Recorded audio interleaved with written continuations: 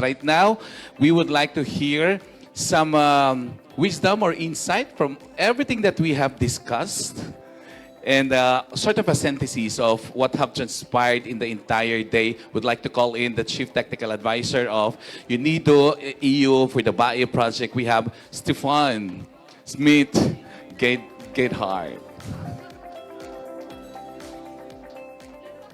Yeah. Okay. Maganda umaga, I can say no. Maganda umaga, because it's already that late. Early already. So not maganda hapon. Okay, thanks a lot. I'm very impressed about the results of this day. I'm very impressed about the very active participation which I experienced here. And one thing is clear, and what we agreed already, that with the respective governmental stakeholders, the ministries, with our partners, and we will sit together and look again at all the recommendations which were done here and see how or which of these we can put into reality, how we can put them to reality. It's not the idea we are sitting here, we talk, and nothing follows. That is not the idea. Of course, everybody of us has mandates, has limitations, we know that very well, and that is the point we have to see how that fits into our limitations. Now, let us go to a summary of the day. Please forgive me if we don't manage to capture all ideas, or if some things may have been not 100% correct, but we're trying. So first of all, we learned all that there is support available for all agribusinesses in obtaining food safety and halal certifications in all different points. That means from various ministries, from FDA, from the halal certification bodies, all the various actors play their part in helping you to get certified. We will develop, also MOST will develop, we will develop, various of us, we will together develop guides for you to know whom to address. Then it was brought up the point of define and segregate assistance to MSMEs. Absolutely correct. MSMEs worldwide have different ways to categorize them, and only by asset class that is not enough. You need to have a much better definition, much more adequate definition of MSMEs, and that is, I think, a very important point, which is also relevant for all kinds of potential subsidy schemes and other support schemes. Then a very, very, very crucial proposal, the idea of a letterized certification system. You would call it also a tiered certification system, to be recognized by BARMM institutions extending assistance to agribusinesses and MSME.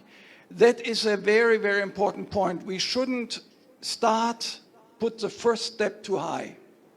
The first step needs to be lower, so that also micro-enterprises can really achieve it. Step one, the proposal here was, I realize it's a three-step system. Step one is GHP, so good hygiene practices. Step two, good manufacturing practices. Step three, HACCP. You would then probably still go further for international certification with ISO and all those things. So this is a very important point, so that we can design, that the government can design a system where everybody gets on board. And the goals are, as in a proper goal-setting exercise, high enough to reach, or no, low enough to reach, but not too high to never reach. That's the important thing. Next slide. It was made very clear in the various discussions that there's a continuing necessity to strengthen the institutions towards certification, both the MSMEs as well as the institutions themselves on food safety management systems, there is still a need to continue training, to continue coaching, to continue building capacities. Note, one point is important. When you speak about capacity building, it is not only training.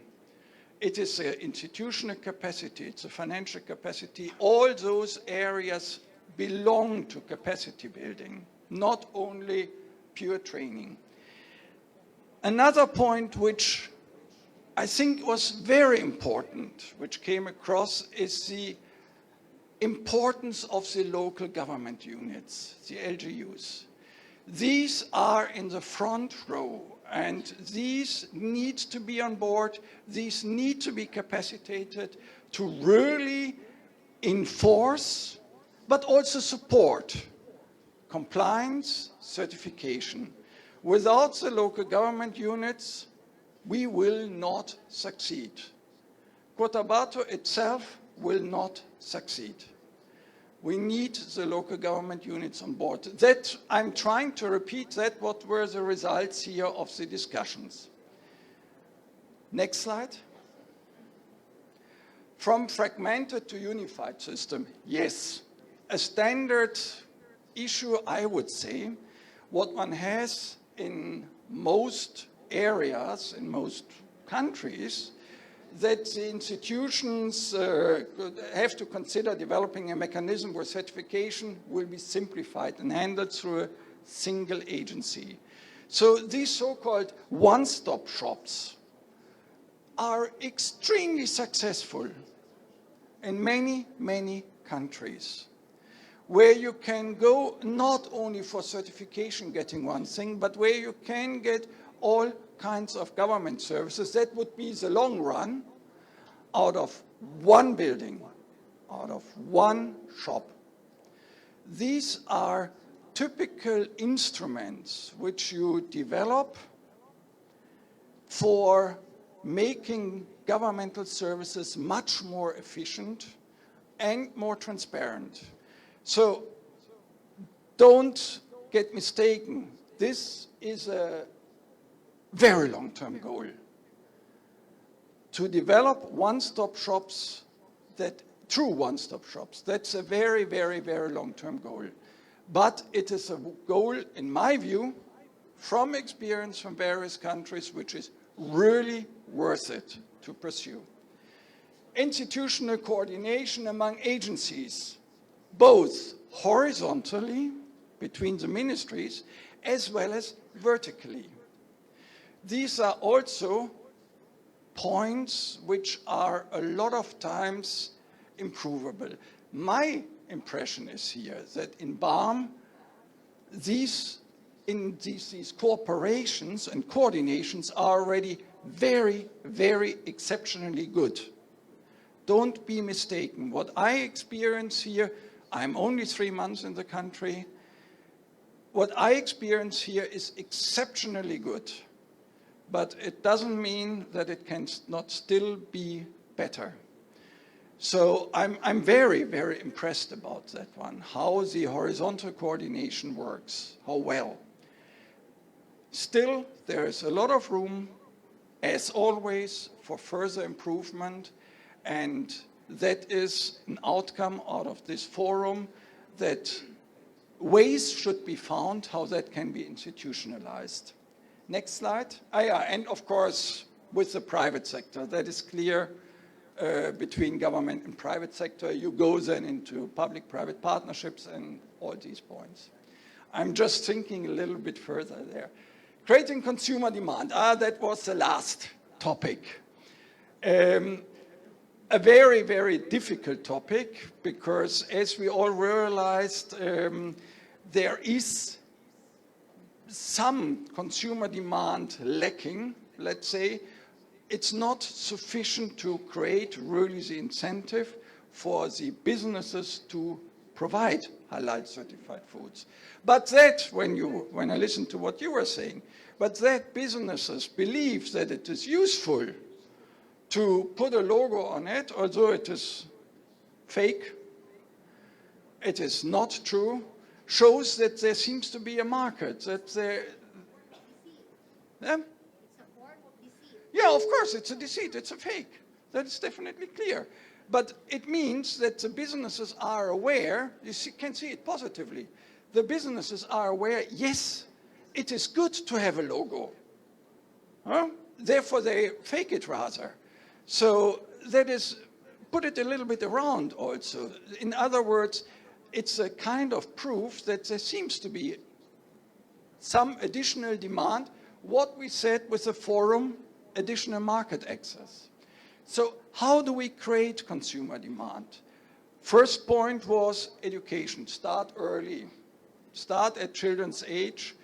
Maybe go to the Ministry of Education. Maybe see if one can bring halal education to the schools.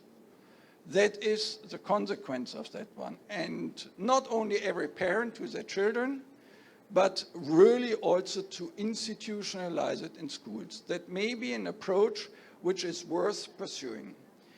Only that way one can create a mindset shift. Creating mindset shifts is not something that can be done in a few weeks or a few months. I'm saying that most development projects fail in this aspect because there is a belief you can create a mindset shift within a few years. You cannot. You need really a long-term effort. Champions. Establish champions which promote halal continuously. That is another point which I think is a very important, through the Darul Iftar, which is a very important result. Yes, that is an approach where usually you can create additional demand, where you can support a mindset shift. Look at halal from the business perspective. Yes, definitely. You need to look at halal from the business perspective. An entrepreneur will easier make the decision if he or she knows there is money in it or there's additional market in it. So together with the University of Mindanao, right, we are trying to establish there at least some baseline on those points of saying where is the readiness to pay? What is the difference between I buy certified, I buy compliant, or I just trust the seller? Trust issue is a very important point, which fits to the point of establish integrity, create trust, and gain loyalty, which is an important aspect, again, of promoting halal. Develop an entrepreneurial mindset. We spoke about it repeatedly. Tomorrow we will speak about it again in the afternoon. That is an important point for any business. It needs to have an entrepreneurial mindset. And it needs to take calculated risks. Agribusinesses need to also invest for their own business and not just rely on assistance. Agribusinesses, that was of course an important point. As it was said, the BAI project finishes in 1.25 years, in 15 months. It's over. There will be other projects, yes, but no country, no business can run on the idea I rely on support from the government or I rely on support from donor projects.